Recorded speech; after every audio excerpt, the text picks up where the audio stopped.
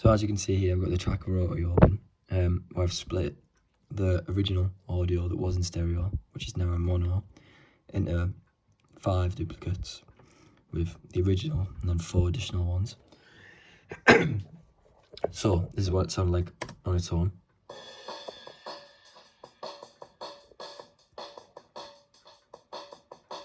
So then from there, I'll unbypass the EQ. As you can see here, I've got a massive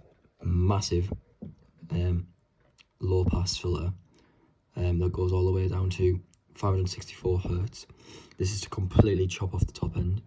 And as well as that, I've got a boost at 100 hertz. This is obviously to get that like prominence of the kick, get that first initial hit perfectly in, with a slight decrease at around 30 hertz, just for mastering. Obviously when making things louder, don't want any like bad rumbles to start to come forward.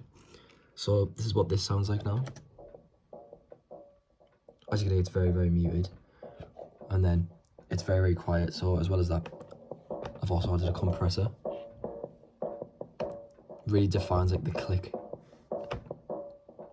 and really brings the kick out. So next up, what I split is I made the snare. As well as this, I also panned it slightly to the left, with my preference being drummer's view for recording drums. So again, still sounds the same when I press play as the original. But if I put the EQ back on, the 7 band, you can see I've done a high pass up until about 122 hertz, which does mean that I've took like the initial like bottom end of the snare. However, we kind of make up for it with like the bit of the bleed from the first one, the kick. And as well as this, I've got a massive drop, anything past 5k. This is again to keep the cymbals and everything else separate. And as well as this, to get like the body of the snare, I've got a boost at 250 hertz, and then to get that like snap and that crackle at about 1.8k, I've also got a little boost there, around 4 dB, and then 3 dB for that 250 hertz. And then that's what this sounds like now. As you can hear, you can still hear like the kick and a bit of the cymbals, but it really like hones in on the snare sound. As well as this, I also added a compressor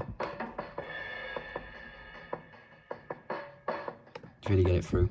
And then finally, as well as that, I also used the Sans amp because I really wanted to like emphasize the crack and the hit, and maybe add a bit of like a grit to it. So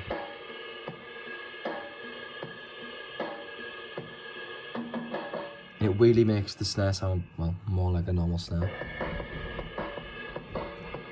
So yeah, that's a snare sound. Next up now, I made the toms its own track because the toms do shine through quite a lot.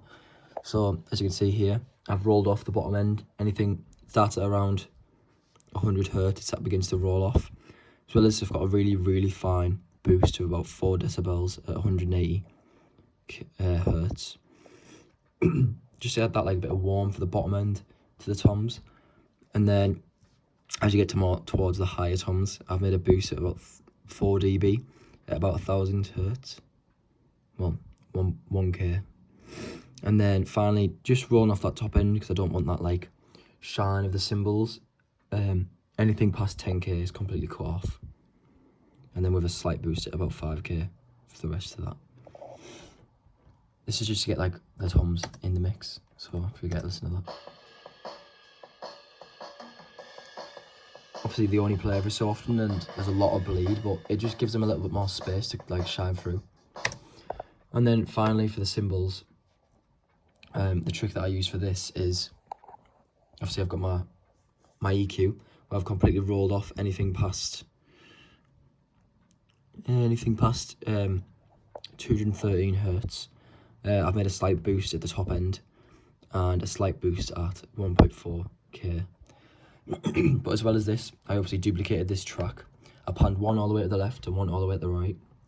And on the right hand track, not the left, bear in mind, because obviously if things were in mono, the left needs to be on time. But the right hand track is slightly delayed, and it's also had its phase flipped to create a more natural overhead sound. So if you want to have a listen to that now.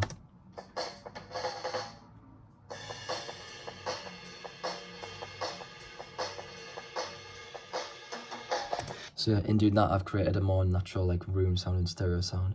And as well as this, I've also had drum parallel compression. I've added that to pretty much everything. We've only been a touch on the cymbals, quite a lot on the kick, quite a lot on the snare, and quite a lot on the toms. And then obviously a drum verb. I like that, like I want the sound of the drums to be like quite big, so I've made a really short drum reverb, as you can see here.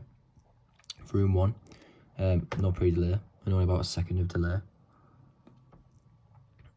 And then all together, this is the drum sound that I achieved.